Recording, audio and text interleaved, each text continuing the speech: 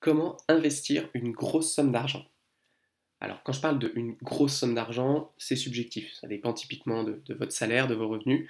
Mais l'idée, c'est que très souvent, si vous commencez à épargner, bah, vous avez peut-être déjà un bon paquet d'épargne sur votre livret A, sur votre compte courant. Et du coup, quand vous allez commencer à épargner, bah, va se poser la question de vous avez d'un coup beaucoup d'argent. Et du coup, vous avez deux choix.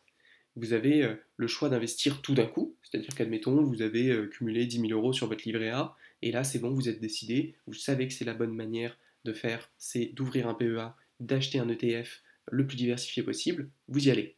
Donc ça, vous pouvez le faire d'un coup. La deuxième solution, c'est de dire, on adopte la stratégie DCA, c'est-à-dire Dollar Cost Averaging. Ce que ça veut dire, c'est qu'on lisse le prix sur le temps. En fait, on essaye d'éviter d'acheter tout en haut d'un pic et de se retrouver avec moins 50% le lendemain. Donc on va acheter potentiellement, disons, 2000 euros le premier mois, 2000 euros le second mois, 2000 euros le troisième mois, etc. jusqu'à liquider nos 10 000 euros. Et ensuite, c'est plus simple, parce que quand on investit au mois, bon, bah, on investit au mois, on ne se pose pas la question, on n'a pas le temps d'accumuler finalement. Donc ce qu'il faut savoir, c'est que les études, elles montrent de manière claire que dans 66% des cas à peu près, donc 2 fois sur 3, il est plus rentable d'investir d'un coup. Et en fait, c'est mathématiquement très logique. Parce qu'en fait, dès que vous faites de la répartition dans le temps, ça veut dire que, admettons, pendant le premier mois, vous investissez 2000 euros, ça veut dire que pendant tout ce mois, vous avez 8000 euros qui restent en cash. Et ce qu'il faut bien comprendre, c'est que dès lors que vous avez du cash, c'est comme si vous aviez un investissement à 0%.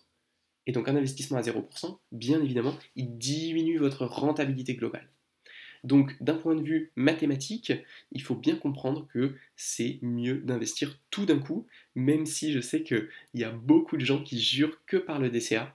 Ce qu'il faut bien comprendre, c'est que la répartition dans le temps, elle a un avantage psychologique, un avantage mental. Pour beaucoup de gens, c'est moins stressant de se dire bon bah ok, je mets 2000, mais de toute manière, si ça descend, c'est pas grave parce que ça aura descendu et le mois prochain, je mettrai 2000. Même si c'est moins rentable économiquement, si ça vous permet de dormir sur vos deux oreilles, faites-le.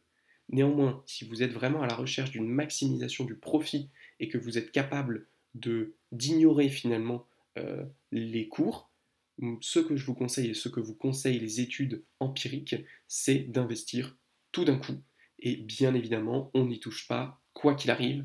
De toute manière, ça va rebondir et c'est la manière de maximiser votre rentabilité.